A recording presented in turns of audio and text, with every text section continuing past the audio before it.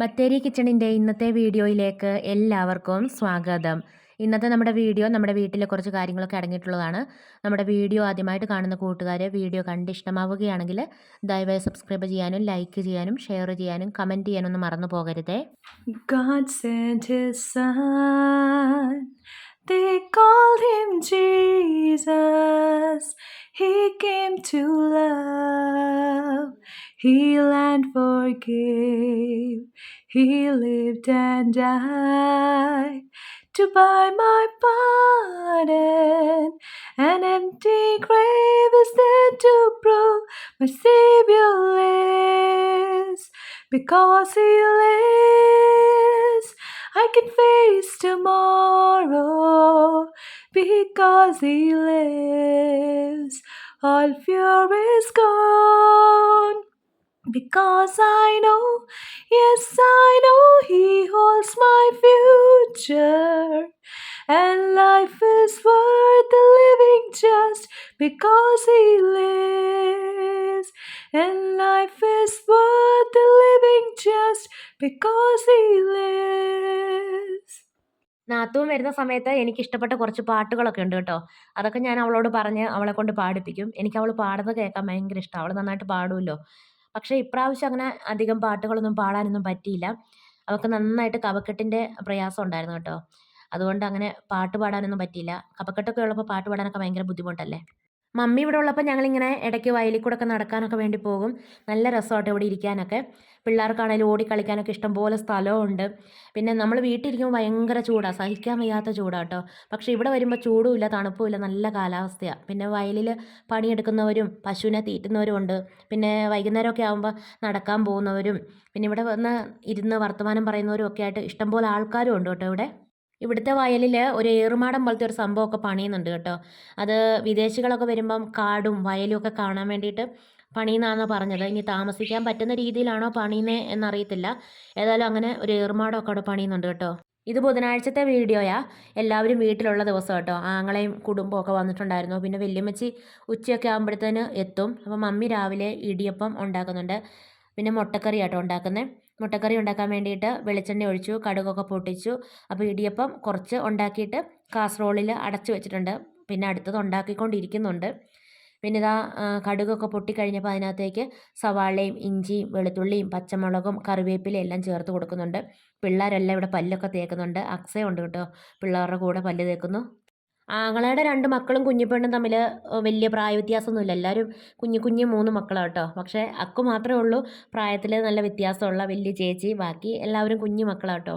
പിന്നെ മമ്മി സവാളയിലേക്ക് ഉപ്പൊക്കെ ചേർത്ത് കൊടുത്തിട്ടുണ്ടായിരുന്നു. അത് കഴിഞ്ഞിട്ട് ഇത് കറിക്ക് അരയ്ക്കാനുള്ള തേങ്ങയാണ്. തേങ്ങയ്ക്കകത്ത് കുറച്ച് പെരിഞ്ജീരകവും കൂടെ ചേർത്തിട്ട് നന്നായിട്ട് അരച്ച് വെച്ചിട്ടുണ്ട്. പിന്നെ സവാള വഴന്നതിൻ്റെ അകത്തേക്ക് മുളക് പൊടി, മല്ലിപ്പൊടി, മഞ്ഞൾ പൊടി, കുറച്ച് മസാലപ്പൊടി എല്ലാം കൂടെ ചേർത്തിട്ട് മൂപ്പിക്കുന്നുണ്ട്. നമ്മൾ ഉരുളക്കിഴങ്ങും ഒക്കെ ചേർത്ത് മുളക് പൊടിയൊന്നും ചേർക്കാതെ സ്റ്റൂ പോലെ വെക്കും. ഇതല്ല കേട്ടോ കറി. സ്റ്റൂ പോലെ വെക്കുമ്പോൾ ഇത്രയും സവാളയും വേണ്ടല്ലോ. ഇത് വേറൊരു രീതിയിലുള്ള മുട്ടക്കറിയാണ്. അപ്പോൾ സവാളയൊക്കെ കുറച്ച് കൂടുതൽ എടുത്തിട്ടുണ്ടായിരുന്നു. പിന്നെ സവാളയിലേക്ക് കുറച്ച് ചൂടുവെള്ളം ഒഴിച്ച് ഒന്ന് അടച്ച് വെച്ച് ഒരു 5 മിനിറ്റ് വേവിച്ചു. അത് കഴിഞ്ഞിട്ടാണ് മമ്മി തക്കാളി ചേർത്ത് കൊടുത്തത്. രാവിലെ ഒന്നിച്ച് എഴുന്നേറ്റ് വന്ന 3-4 പേർക്ക് ഒന്നിച്ച് രാവിലെ കാപ്പി വെച്ചു. അത് കഴിഞ്ഞിട്ട് പിന്നെ എഴുന്നേറ്റ് വരുന്ന ഓരോരുത്തർക്കായിട്ട് കാപ്പി ചൂടോടെ വെച്ച് കൊടുക്കുന്നുണ്ട് കേട്ടോ. പിന്നെ തക്കാളി വഴന്ന് അങ്ങ് ഉടഞ്ഞു പോകണ്ടെന്നാണ് മമ്മി പറഞ്ഞത്. അതുകൊണ്ട് ഉടഞ്ഞു പോകാതെ തക്കാളി എടുത്തിട്ടുണ്ട്. അതിനകത്തേക്ക് പിന്നെ തേങ്ങ അരച്ചത് ചേർത്തു. മുട്ട പുഴുങ്ങി തോലൊക്കെ കളഞ്ഞ് വെച്ചിട്ടുണ്ടായിരുന്നു. ഇനിയിപ്പം മുട്ടയും കൂടെ ചേർത്ത് കൊടുത്താൽ കറി റെഡി ആയിട്ടുണ്ട്. മല്ലിയിലയൊക്കെ ഉണ്ടെങ്കിൽ ഇട്ട് കൊടുക്കാം കേട്ടോ. എനിക്കും ചേട്ടായിക്കും കാപ്പിയും ചായയും വേണം എന്ന് നിർബന്ധമൊന്നുമില്ല. പിന്നെ എപ്പോഴെങ്കിലും വേണം എന്ന് തോന്നുമ്പോൾ അത് വെച്ച് കുടിക്കും. അല്ലാതെ അങ്ങനെ സ്ഥിരമായിട്ടൊരു കാപ്പിയും ചായയും കുടിക്കലൊന്നുമില്ല. പക്ഷേ ആങ്ങളയ്ക്കും മമ്മിക്കൊന്നും അങ്ങനെയല്ല കേട്ടോ. രാവിലെ എഴുന്നേൽക്കുന്ന പാടെ കട്ടൻ കാപ്പി വേണം. അത് കഴിഞ്ഞ് പിന്നെ ഭക്ഷണം കഴിക്കാൻ നേരത്ത് പാലൊഴിച്ചിട്ട് ചായ വെക്കും. അത് കിട്ടിയില്ലെങ്കിൽ അവർക്ക് അന്നത്തെ ദിവസം പോക്കാം കേട്ടോ. അത് കിട്ടിയാലേ ജീവൻ വരത്തുള്ളൂ എന്നാണ് പറയുന്നത്. ചേട്ടായിക്ക് ഇന്ന് ലീവാണ്. ചേട്ടായിക്കും രാവിലെ ബത്തേരിക്ക് പോകണം. അപ്പോൾ ഞങ്ങൾ ഇടിയപ്പവും പിന്നെ മുട്ടക്കറിയും കഴിച്ചിട്ടുണ്ടായിരുന്നു. അതിൻ്റെ കൂടെ ചായയൊക്കെ വെച്ച് കുടിച്ചു. പിന്നെ ആങ്ങളെയും നാത്തൂനും കൂടെ ബത്തേരിക്ക് കുറച്ച് കാര്യങ്ങൾക്കൊക്കെ വേണ്ടി പോകും കേട്ടോ. അവർ അങ്ങ് പോകുമ്പോൾ കുറച്ച് സാധനങ്ങളൊക്കെ മേടിച്ച് കൊണ്ടുപോകാനുണ്ട്. അവിടെ ബോംബെ കിട്ടാത്ത സാധനങ്ങളൊക്കെ ഉണ്ടല്ലോ, അതൊക്കെ മേടിക്കാൻ വേണ്ടി പോകുക.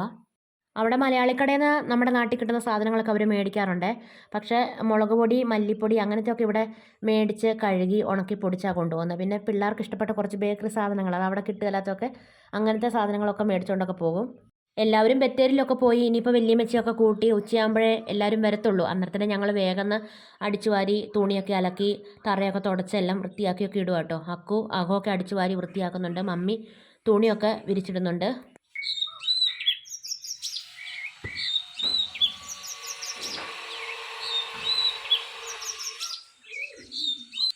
മമ്മി അക്കു അവിടെ ഓരോരോ പണികളൊക്കെ ചെയ്യുമ്പോൾ ഞാൻ അടുക്കളയിൽ കുറേ പാത്രങ്ങളുണ്ട്, അതൊക്കെ ഒന്ന് കഴുകി വെക്കുക. രാവിലെ ചായയും കടിയും ഉണ്ടാക്കിയതും കഴിച്ചതും ഒക്കെ ആയിട്ട് ഇഷ്ടംപോലെ പാത്രങ്ങളുണ്ട്. അടുക്കള സൂചി കുത്താൻ സ്ഥലമില്ല, അതുപോലെ പാത്രങ്ങളുണ്ട് കേട്ടോ. അപ്പോൾ എല്ലാം ഒന്ന് കഴുകി വൃത്തിയാക്കി പാദവും സിങ്കും എല്ലാം ഒന്ന് വൃത്തിയാക്കി ഇടുക ഞാൻ. അവിടെ ഒരു ക്ലോക്ക് ഇരിക്കുന്നുണ്ടോ, അതേ 12 മണിയാണ് സമയം. 12 മണിയൊന്നും ആയിട്ടില്ല കേട്ടോ, തെറ്റാ ക്ലോക്ക്.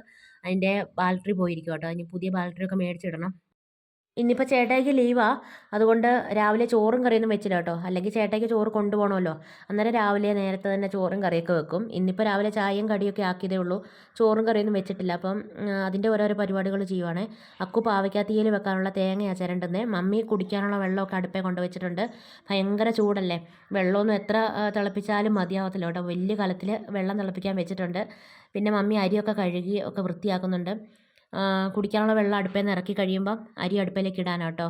പിന്നെ പാവയ്ക്കാത്തീയിൽ വെക്കുമ്പം ഇടാനുള്ളൊരു കറിവേപ്പില എടുക്കാൻ വേണ്ടി പോയതാണ് ഞാൻ. അപ്പോൾ 2 തക്കാളി അവിടെ പഴുത്ത് നിൽപ്പുണ്ടായിരുന്നു, അതുമൊക്കെ പറിച്ചുകൊണ്ട് വന്നു. പിന്നെ തേങ്ങ വറക്കുന്നുണ്ട് പാവയ്ക്കാത്തീയിൽ വെക്കാനുള്ളത്. കറിവേപ്പില, ചെറിയുള്ളി, വെളുത്തുള്ളി എല്ലാം കൂടെ ചേർത്ത് കേട്ടോ വറക്കുന്നത് തേങ്ങ. തലേദിവസം ചേട്ടായി മാർക്കറ്റിൽ പോയെങ്കിലും ഇറച്ചിയും മീനൊന്നും കിട്ടിയില്ല കേട്ടോ. പിന്നെ ചേട്ടായി പകലൊന്നും പോയുമില്ലായിരുന്നു, വൈകുന്നേരം ആയപ്പോഴാണ് പോയത്. അപ്പോൾ എല്ലാം തീർന്നിട്ടുണ്ടായിരുന്നു. പിന്നെ കുറച്ച് ചിക്കൻ്റെ പാഴ്സാണ് കേട്ടോ കിട്ടിയത്. അത് ഞാൻ ഫ്രീസറിൽ നിന്ന് എടുത്തിട്ട് ഐസ് പോകാൻ വേണ്ടി എടുത്ത് വെച്ചിട്ടുണ്ട്. ഇനിയിപ്പോൾ അത് കറി വെക്കണം. പിന്നെ പാവയ്ക്ക തീയലിനുള്ളതാട്ടോ മമ്മി അരിയുന്നേ. കനം കുറച്ചിട്ടാണോ അരിയുന്നേ? അങ്ങനൊന്നുമില്ല, ചെറിയ കനമാവാം അല്ലേ? ഏത് രീതി വേണമല്ലോ അരിയാം? ഇങ്ങനെ അരിയാം, ചെറുതാക്കി അരിയാം, വലുതാക്കി അരിയാം, വട്ടത്തിലരിയാം. വട്ടത്തിലോ? അതല്ലേ രസം കാണാൻ. നമ്മളിങ്ങനെ അരിയുന്നത്. പിന്നെ പാവയ്ക്കാത്തീയിൽ വെക്കാൻ വേണ്ടിയിട്ട് ചീനച്ചട്ടിയിൽ വെളിച്ചെണ്ണ ഒഴിച്ചു. അത് കഴിഞ്ഞിട്ട് സവാളയും പച്ചമുളകും പാവയ്ക്കയും എല്ലാം കൂടെ നന്നായിട്ട് വഴറ്റിയെടുത്തു. അങ്ങനെ പാവയ്ക്ക വഴന്നു കഴിഞ്ഞപ്പോൾ പിന്നെ തക്കാളി ചേർത്ത് കൊടുക്കുന്നുണ്ട്. നന്നായിട്ട് പഴുത്ത ഒരു വലിയ തക്കാളി അത് ചേർത്ത് കൊടുത്തു. പിന്നെ കുറച്ച് മുളക് പൊടിയും മല്ലിപ്പൊടിയും മഞ്ഞൾ പൊടിയും ഒക്കെ ചേർത്ത് പൊടികളൊക്കെ നന്നായിട്ട് പച്ചമണമൊക്കെ മാറ്റി വഴറ്റിയൊക്കെ എടുത്തു. അത് കഴിഞ്ഞിട്ട് കുറച്ച് വാളംപുളി പിഴിഞ്ഞതും പച്ചവെള്ളവും എല്ലാം ഒഴിച്ചിട്ട് പാവയ്ക്ക വേവിക്കാൻ വേണ്ടി വെക്കും കേട്ടോ. സവാള വഴറ്റിയ സമയത്ത് ഉപ്പ് ചേർത്തിട്ടുണ്ട്, ഇനിയിപ്പോൾ ലാസ്റ്റ് വേണമെങ്കിൽ ചേർത്ത് കൊടുത്താൽ മതി. പിന്നെ തേങ്ങ തണുത്തത് അരച്ചും വെച്ചിട്ടുണ്ട്. പാവയ്ക്ക വെന്ത് കഴിഞ്ഞ് പിന്നെ തേങ്ങ വറുത്ത് അരച്ച് വെച്ചേക്കുന്ന ചേർത്ത് നന്നായിട്ട് ചൂടാക്കി എടുക്കുക. എന്നിട്ട് ലാസ്റ്റ് വെളിച്ചെണ്ണയിൽ കടുകും കറിവേപ്പിലയും ചെറിയുള്ളിയും വറ്റൽമുളകും ഒക്കെ മൂപ്പിച്ച് വേണമെങ്കിൽ ചേർക്കാം, ചേർത്തില്ലെങ്കിലും കുഴപ്പമില്ല. ആദ്യം എണ്ണ ഒഴിച്ചിട്ടാണല്ലോ എല്ലാം വഴറ്റിയതേ. അത് നമ്മുടെ ഇഷ്ടത്തിന് അനുസരിച്ച് ചെയ്യാം കേട്ടോ. ചിക്കൻ പാഴ്സ് കറി വെക്കാൻ വേണ്ടിയിട്ട് ചീനച്ചട്ടിയിൽ വെളിച്ചെണ്ണ ഒഴിച്ചിട്ടുണ്ട്. അതിനകത്തേക്ക് മുളക് പൊടി, മല്ലിപ്പൊടി, മഞ്ഞൾ പൊടി, മസാല, കുരുമുളക് എല്ലാം ചേർത്തൊന്ന് ചൂടാക്കി അത് കഴിഞ്ഞിട്ട് കഴുകി വൃത്തിയാക്കിയ ചിക്കൻ്റെ പാഴ്സും ചേർത്ത് നന്നായിട്ട് ഇളക്കി ഒന്ന് യോജിപ്പിക്കും കേട്ടോ. ഒരു 5 മിനിറ്റ് അങ്ങനെ യോജിപ്പിച്ചതിന് ശേഷം വെള്ളം ഒഴിച്ച് കുറച്ച് ഉപ്പുമൊക്കെ ചേർത്ത് അടുപ്പിലേക്ക് വെക്കാൻ വേണ്ടി പോകുക. ചോറ് വെന്ത് ഊറ്റിയിട്ടിട്ടുണ്ട്. ഇനിയിപ്പോൾ ചിക്കൻ്റെ പാഴ്സും കൂടെ അടുപ്പിലേക്ക് വെച്ചിട്ടുണ്ട് കേട്ടോ.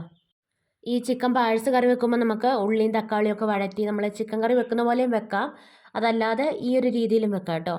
എന്നിട്ട് ലാസ്റ്റ് വെളിച്ചെണ്ണ ഒഴിച്ചിട്ട് നന്നായിട്ടൊന്ന് ഫ്രൈ ആക്കി എടുക്കുക ചെയ്യുന്നത്. ചോറും കറിയായി ഏകദേശം പണികളൊക്കെ കഴിഞ്ഞപ്പോഴത്തേക്ക് വല്യമ്മച്ചി വന്നിട്ടുണ്ട്. ആങ്ങളെ വല്യമ്മച്ചിയൊക്കെ കൂട്ടിക്കൊണ്ടാണ് വന്നത്. പുറത്ത് നല്ല തീ പോലത്തെ വെയിലാട്ടോ. പിള്ളേരുടെ 2 പേരുടെയും കയ്യിൽ ഓരോ കളർ ബുക്കൊക്കെ ഉണ്ട്, അവരതിനകത്ത് കളറൊക്കെ അടിച്ചുകൊണ്ടിരിക്കുക കേട്ടോ. അത് കഴിഞ്ഞ് പിന്നെ ഞങ്ങളെല്ലാവരും ചോറ് കഴിക്കുകയാണ്. പിന്നെ മോരുകറി ഉണ്ടായിരുന്നു, പാവയ്ക്ക തീയലും ചിക്കൻ പാഴ്സ് വരട്ടിയതും പയറ് തോരനും അങ്ങനെ എല്ലാം കൂട്ടി ചോറൊക്കെ കഴിച്ചുകൊണ്ടിരിക്കും എല്ലാവരും.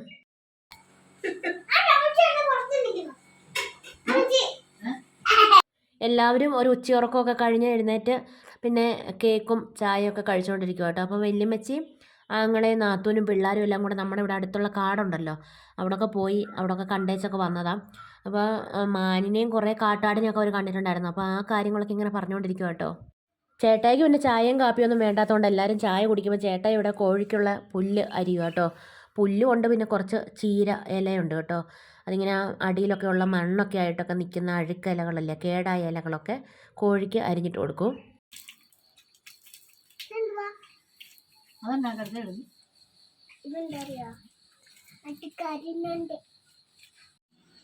അമ്മച്ചി കറിവേപ്പ് നന്നാവാനേ എന്നാ ചെയ്യാൻ അമ്മച്ചി പറഞ്ഞു, ഒന്നുകൂടെ പറ. വീഡിയോ എടുക്കാനാ. വാഴച്ചുണ്ട് അരിഞ്ഞ് വാഴച്ചുണ്ട് അരിഞ്ഞ് ചേരുന്നത് മഴക്കാലത്ത് വാഴച്ചുണ്ട് അരിഞ്ഞ് ഇട്ട് കൊടുക്കണം. ചെറുതായിട്ട് ആ, എത്രണ്ണം വേണമായിരിക്കും? കാട്ടും പൊടിച്ചിട്ട് കൊടുത്താൽ നല്ലത്. ആട്ടുംകാട്ടം. ഇതിപ്പോ കഞ്ഞിവെള്ളം പഴങ്കഞ്ഞിവെള്ളം ഒഴിക്കുന്നത് നല്ലത്. വേനൽക്കാലത്ത് പഴങ്കഞ്ഞിവെള്ളം. ഒക്കെ ഒഴിച്ചാൽ നല്ലത്. വേനൽക്കാലത്ത് മഴക്കാലത്ത് ഒഴിക്കാം. അത്രയൊക്കെ കരിയാപ്പം നമ്മൾ ചെയ്തിട്ടുള്ളൂ. കരിയാപ്പം നേരം ആയിക്കോളും. വീട്ടിൽ നിന്ന് കൊണ്ടുവന്ന കരിയാപ്പം പിടിച്ചില്ലേടി? ആ, അത് പിടിച്ചില്ല. ആ കൂടിനകത്ത് കൊണ്ടുവന്നതും അത് പിടിച്ചില്ല. ആർക്കറിയാം, അത് പിടിച്ചില്ല. അതല്ലാതെ ഫാമിൽ നിന്ന് കൊണ്ടുവന്നതും നമ്മൾ അപ്പുറത്ത് ഒരെണ്ണം ചാക്കിൽ നട്ടില്ലായിരുന്നു, അതുമൊക്കെ പിടിച്ചു.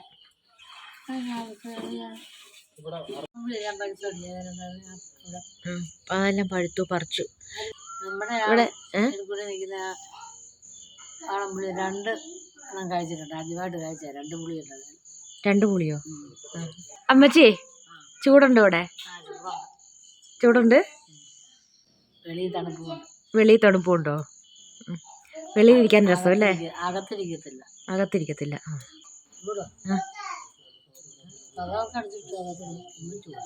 കഥ അടച്ച് അകത്തിരിക്കുമ്പോൾ.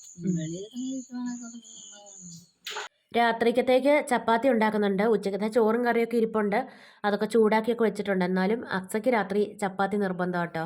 പിന്നെ ചേട്ടായിയും എന്തെങ്കിലും ഗോതമ്പിൻ്റെ ആണല്ലോ കഴിക്കുന്നത്. അപ്പോൾ അങ്ങനെ കുറച്ച് ചപ്പാത്തി ഉണ്ടാക്കുന്നുണ്ട്. മമ്മി തക്കാളി ചട്നി വെക്കാനുള്ള തക്കാളിയൊക്കെ എടുത്ത് കഴുകാനിടുന്നുണ്ട്. ഹിന്ദിക്കാർ ഉപ്പ് ചേർക്കാതല്ലേ ഉണ്ടാക്കുന്നത്? ചിലർ ഉപ്പ് ഒട്ടും ചേർക്കത്തില്ല. ചിലരില്ലേ?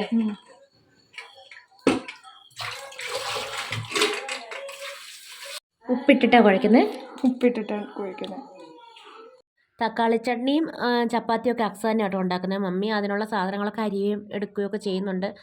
അപ്പോൾ അക്സ നന്നായിട്ട് ചപ്പാത്തി മാവൊക്കെ കുഴച്ച് റെഡിയാക്കി എടുക്കുന്നുണ്ട് കേട്ടോ. അക്സ മലയാളിയല്ലേ എന്ന് എന്നോട് ആരോ ഒരാൾ ചോദിച്ചിട്ടുണ്ടായിരുന്നു. അവൾ പഞ്ചാബിലാണ് ജനിച്ചതും വളർന്നതും പഠിച്ചതും ഒക്കെ. അവളുടെ പപ്പയും മമ്മിയൊക്കെ കോട്ടയംകാരാണ്. എന്നാലും അവർ ഒത്തിരി വർഷങ്ങളായിട്ട് പഞ്ചാബിൽ തന്നെ സ്ഥിരമായിട്ട് താമസിക്കുന്ന ആൾക്കാരാട്ടോ. അവൾക്ക് മലയാളമൊക്കെ അറിയാം. നമ്മൾ പറയുന്ന അത്ര സ്ഫുടമായിട്ടല്ല സംസാരിക്കുന്നത്. എന്നാലും പറയുന്നത് കേട്ടാൽ മനസ്സിലാവും. മറുപടി പറയാനും ഒക്കെ അറിയാം കേട്ടോ. ഇഞ്ചി വേണോ? ഇഞ്ചി വേണം. മമ്മി എന്നതാ അരിയുന്ന? വെളുത്തുള്ളിയോ? ഉലുവപ്പൊടി വേണ്ടല്ലോ. അക്സയുടെ സ്പെഷ്യൽ തക്കാളി ചട്നി അല്ലേ? എണ്ണ ഒഴിച്ചു, കടുകൊക്കെ പൊട്ടി. അത് കഴിഞ്ഞിട്ട് സവാള, വെളുത്തുള്ളി, പച്ചമുളക്.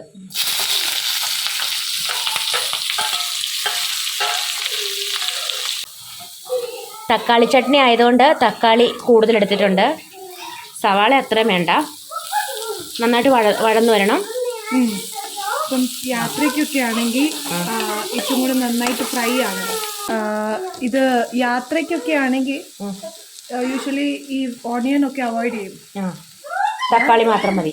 തക്കാളി, പച്ചമുളക്, വെളുത്തുള്ളി, പച്ചമുളക്, കറിവേപ്പില, ഇത് മാത്രം മതി. അല്ലാത്ത സമയത്താണെങ്കിൽ ഉള്ളി വേണം. നന്നായിട്ട് ഫ്രൈ, അല്ലെങ്കിൽ പിന്നെ നന്നായിട്ട് ഫ്രൈ ആക്കിയിട്ടും യാത്രയ്ക്കാണെങ്കിൽ കൊണ്ടുപോകാം.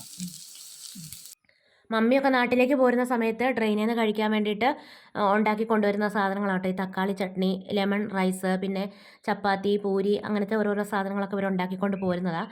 ആ ഒരു തക്കാളി ചട്നി നമ്മളിപ്പോൾ ഉണ്ടാക്കി കാണിക്കുന്നത് കേട്ടോ. അപ്പോൾ യാത്ര ചെയ്യുമ്പോൾ തക്കാളി ചട്നി കൊണ്ടുവരുമ്പോൾ ഒന്നെങ്കിൽ ഉള്ളി ചേർക്കാതെ കൊണ്ടുവരണം. അതല്ലെങ്കിൽ ഉള്ളി നന്നായിട്ട് നമ്മൾ ബിരിയാണിയിലൊക്കെ ചേർക്കുമ്പോൾ ഫ്രൈ ആക്കി എടുക്കുകയല്ലേ, അതുപോലെ ആക്കി എടുക്കണം കേട്ടോ അവൾ നേരത്തെ പറഞ്ഞത്. അപ്പോൾ ഉള്ളി, പച്ചമുളകും പിന്നെ വെളുത്തുള്ളിയൊക്കെ നന്നായിട്ട് വഴന്നു കഴിഞ്ഞപ്പോൾ തക്കാളി ചേർത്തു. ഒട്ടും വെള്ളം ചേർക്കരുത്. കുറേ സമയം വഴറ്റി എണ്ണയൊക്കെ തെളിയുന്നൊരു പരുവാകുന്നിടം വരെ ആക്കിയെടുക്കണം. ഒരു സോസ് പോലെ ഉണ്ടാവും അവസാനം കേട്ടോ. നല്ല ടേസ്റ്റാണ് കഴിക്കാൻ വേണ്ടിയിട്ട്. മുളക് പൊടി, മഞ്ഞൾ പൊടി, ഉപ്പ്, അതേ പൊടികളായിട്ട് അതേ ചേർക്കുന്നുള്ളൂ, വേറൊന്നും ചേർക്കുന്നില്ല. നമ്മൾ 2-3 ദിവസം യാത്രയൊക്കെ ചെയ്ത് എവിടെയെങ്കിലും പോകുകയൊക്കെ ചെയ്യുമ്പോൾ കൊണ്ടുപോകാനുള്ളതാണെങ്കിൽ ഉള്ളി ചേർക്കുന്നുണ്ടെങ്കിൽ ഉള്ളി നന്നായിട്ട് ഫ്രൈ ആവണം. അതല്ലെങ്കിൽ ഉള്ളി ചേർക്കാതെ വെളിച്ചെണ്ണയിൽ കടുകൊക്കെ പൊട്ടിച്ചിട്ട് വെളുത്തുള്ളിയും പച്ചമുളകൊക്കെ മൂപ്പിച്ചിട്ട് തക്കാളി ചേർത്ത് നന്നായിട്ട് വഴറ്റിയെടുക്കാം. ഒട്ടും വെള്ളം ചേർക്കരുത്. പിന്നെ വെളിച്ചെണ്ണ ഒഴിക്കാതെ പാം ഓയിലോ അല്ലെങ്കിൽ സൺഫ്ലവർ ഓയിലോ ചേർത്തിട്ടുണ്ടാക്കാം കേട്ടോ. പിന്നെ എല്ലാവരും രാത്രിയിൽ ഭക്ഷണം കഴിക്കാൻ വേണ്ടി പോകുക. അപ്പോൾ ചപ്പാത്തിയും തക്കാളി ചട്നിയൊക്കെ ആയിട്ടുണ്ട്. ഞാൻ പിള്ളേർക്ക് കൊടുക്കാൻ വേണ്ടിയിട്ട് എടുത്തത് കേട്ടോ. ഒരു ചപ്പാത്തിയും കറിയും കൂടെ. ഇന്നത്തെ നമ്മുടെ വീഡിയോയും വിശേഷങ്ങളൊക്കെ കൂടെ നിർത്തുകയാണ്. വീഡിയോ കണ്ട് ഇഷ്ടമാവുകയാണെങ്കിൽ ദയവായി സബ്സ്ക്രൈബ് ചെയ്യാനും ലൈക്ക് ചെയ്യാനും ഷെയർ ചെയ്യാനും കമൻറ്റ് ചെയ്യാനും ഒന്നും മറന്നു പോകരുതേ.